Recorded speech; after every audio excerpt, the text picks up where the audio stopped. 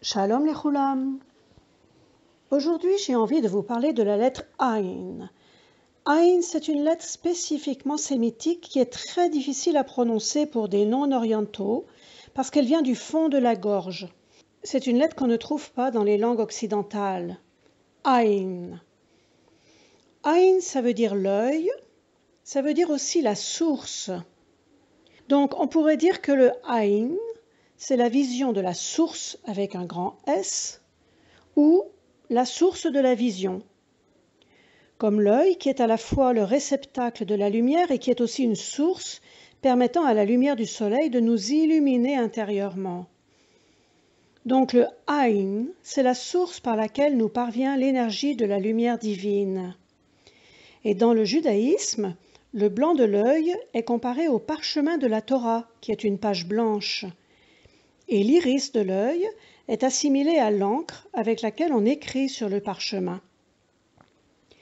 L'œil, c'est un intermédiaire entre la Torah extérieure et la Torah intérieure. Le Midrash nous dit que la Torah est une illumination pour les yeux et une lumière pour toutes les lampes, faisant ainsi allusion au livre des Proverbes chapitre 6 verset 23. La mitzvah est une lampe et la Torah une lumière. Ki ner mitzvah, ve Torah or. Ner, vous voyez, c'est la lampe, et or, c'est la lumière.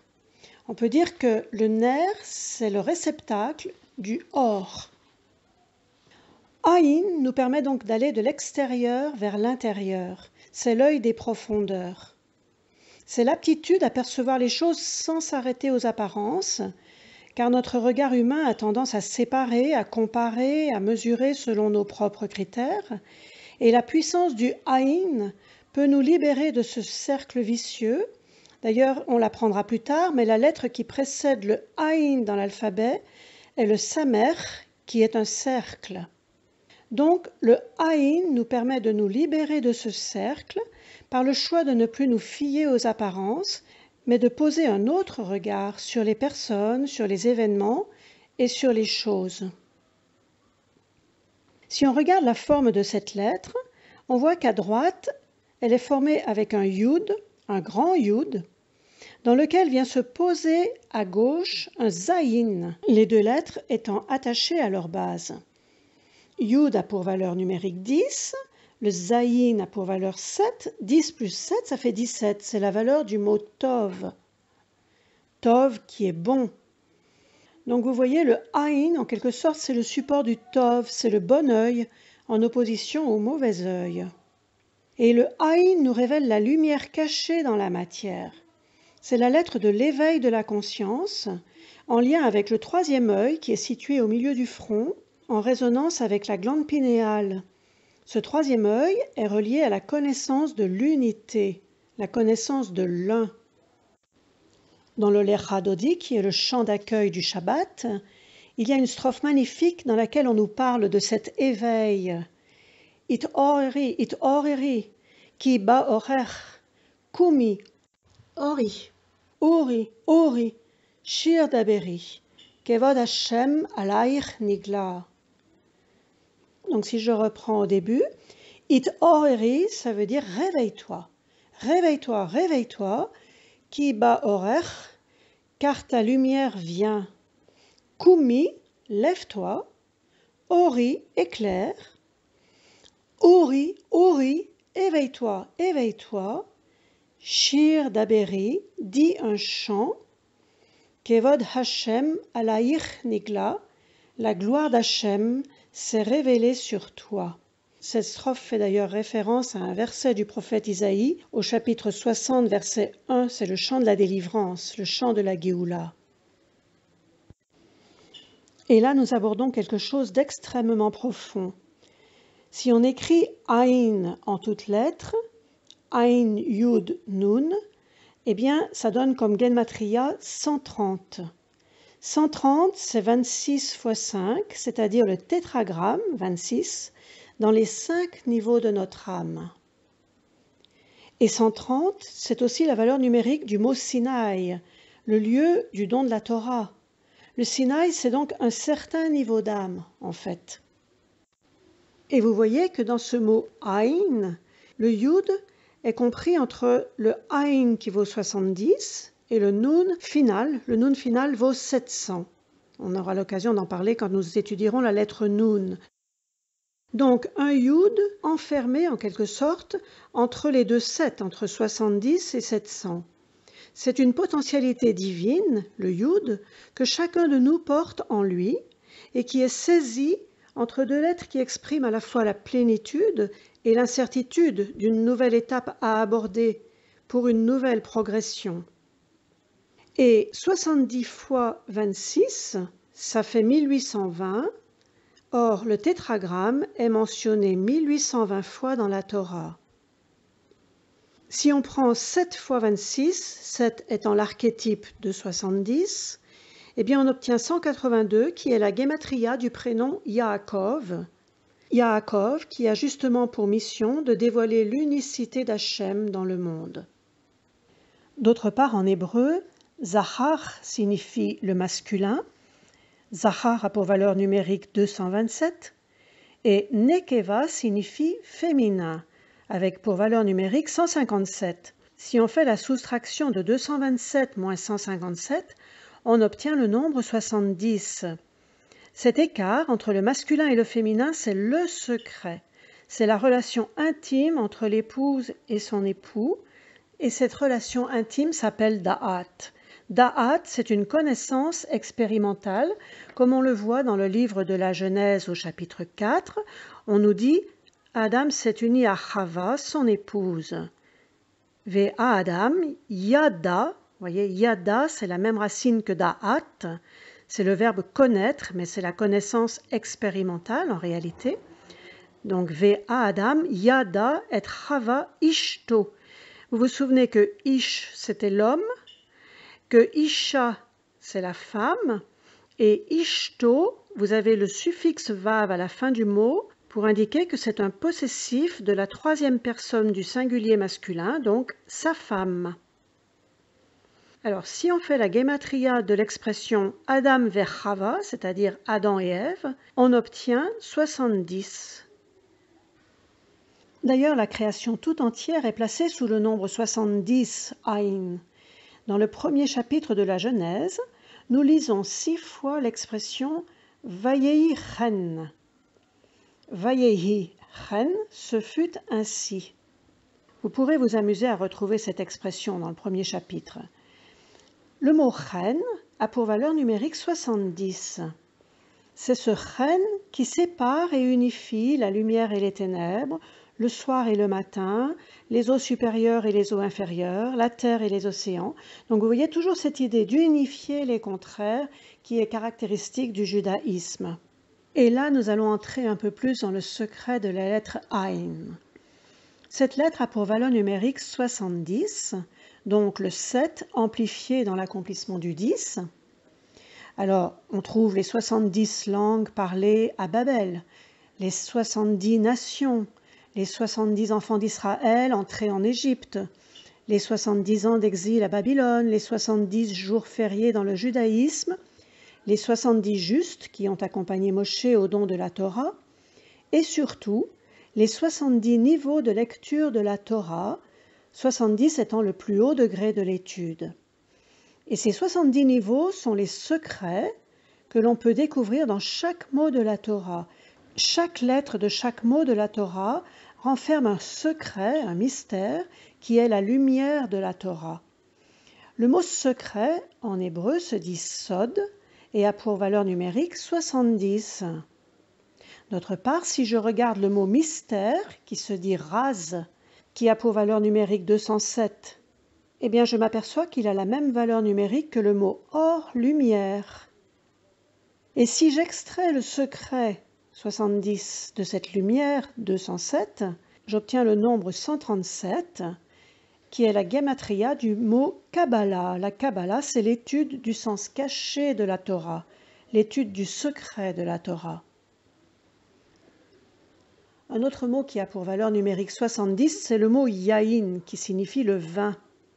Le vin exprime les qualités internes du raisin, tout comme le sod, le secret, exprime l'essence divine la plus cachée. Et c'est pour ça que dans le judaïsme, le vin est une boisson qui revêt un caractère sacré. On fait le kiddush du Shabbat sur un verre de vin, pas sur n'importe quelle boisson.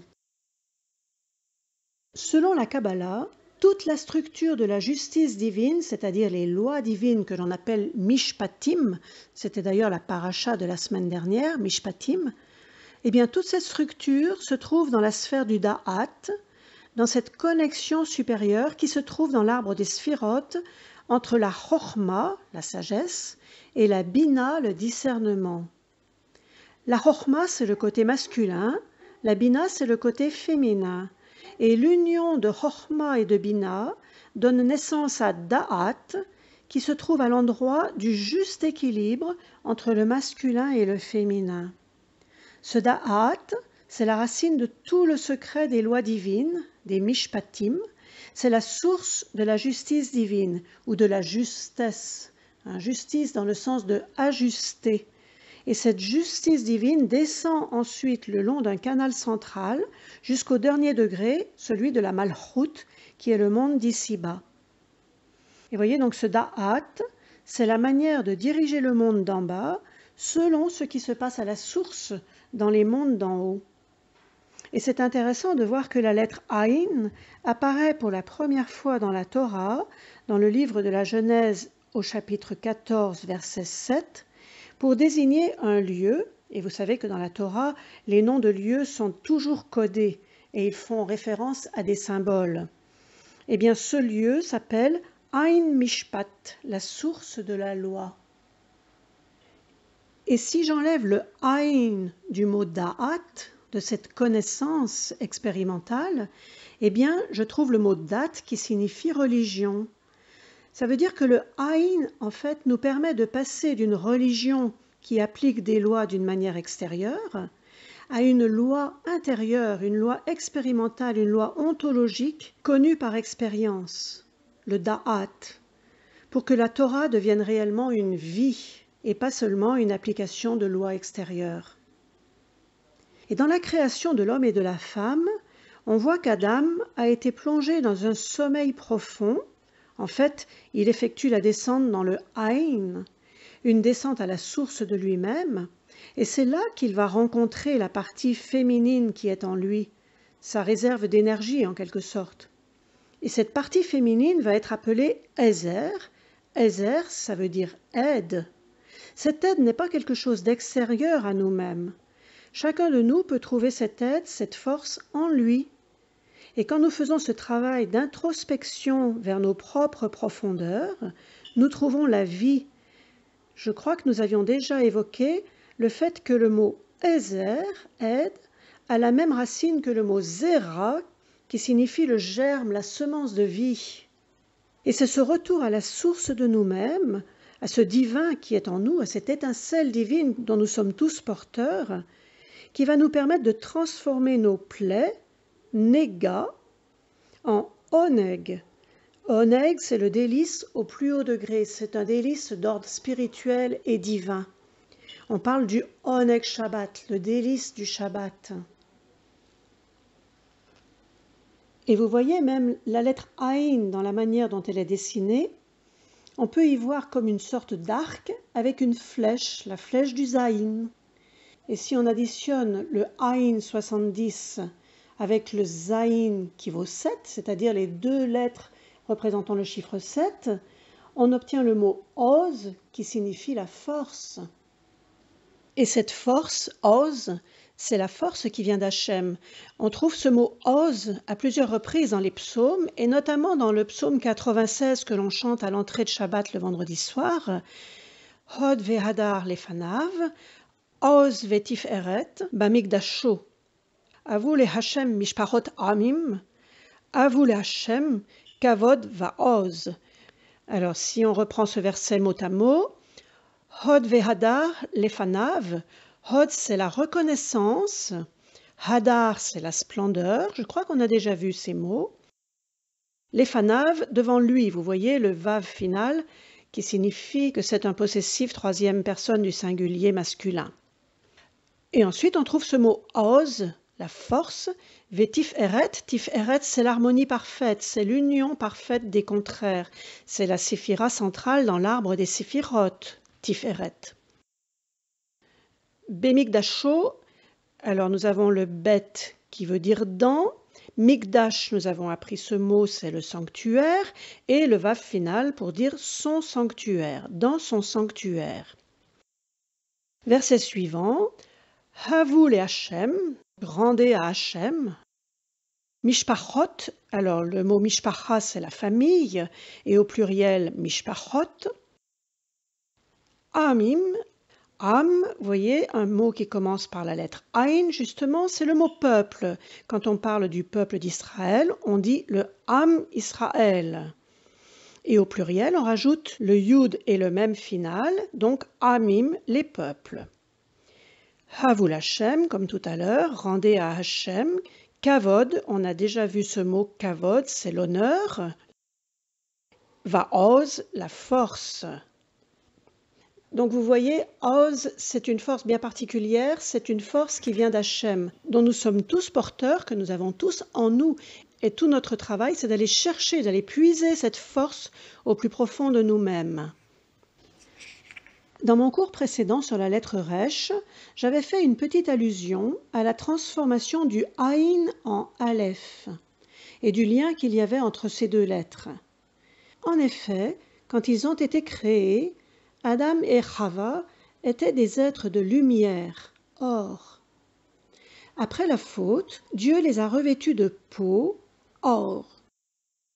Comme il est écrit dans le verset, Vaya'as Hashem Elohim, le Adam ul Ishto, Katnot Aor, Vayal Bishem.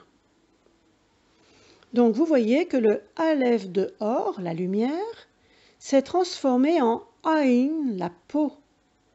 Et donc la transcendance, l'unité du Aleph, est devenue matérialité et multiplicité. Et tout le travail de l'homme, dorénavant, ça va être de passer du Aïn au Aleph, ou plutôt de réunifier le bas et le haut. Vous notez que je viens d'utiliser le verbe passer. En hébreu, la racine du verbe passer, c'est avar, qui est aussi la racine du mot hébreu, ivri. Alors si je continue un petit peu dans la gematria, je vois que le mot or a pour gematria 207, et si j'ajoute tous les chiffres de 207, on obtient le nombre 9. Et la gematria du mot po, or, est 276. Si j'ajoute tous les chiffres du nombre 276, j'obtiens le nombre 15. 15 moins 9, c'est 6, c'est le vav, c'est la lettre qui fait le lien. Et donc vous voyez que le secret, pour passer du Aïn au Aleph, c'est la lettre vav, qui est cette lettre de l'axe central dans l'arbre des séphirotes. Pour que tout soit un, pour que tout soit echad. Parce qu'en réalité, ce Ein Sof Or dont nous avons déjà parlé, le Ein Sof, le rien, qui est la source de lumière infinie d'en haut, et le Ein, qui est la source qui jaillit des profondeurs de nous-mêmes, eh bien ces deux sources, elles se rejoignent. En fait, c'est la même source. Donc on trouve la source d'en haut en descendant dans la source des profondeurs de nous-mêmes. Et vous voyez, quand on dessine la lettre Ain, c'est comme deux eaux naissantes qui se rejoignent pour ne former qu'une seule rivière. Et en écriture cursive, le Ain se dessine comme ceci, un peu comme un nœud qui relie tout. Enfin, pour terminer, je voudrais vous signaler que dans la Torah, il y a un endroit dans lequel la lettre Aïn est écrite plus grande que les autres lettres, et c'est le seul endroit. C'est dans le Shema Israël. Dans les manuscrits de Torah, le Aïn du mot Shema, qui veut dire écoute, est écrit en plus grandes lettres, ainsi que le dalet du mot Echad, qui termine le verset. Et si on met ce Aïn avec ce dalet côte à côte, on obtient le mot Ed qui signifie témoin. En effet, le schéma n'est pas une prière, mais un témoignage de l'unicité d'Hachem. Shema Israël, Hachem Eloheinu, Hachem Echad.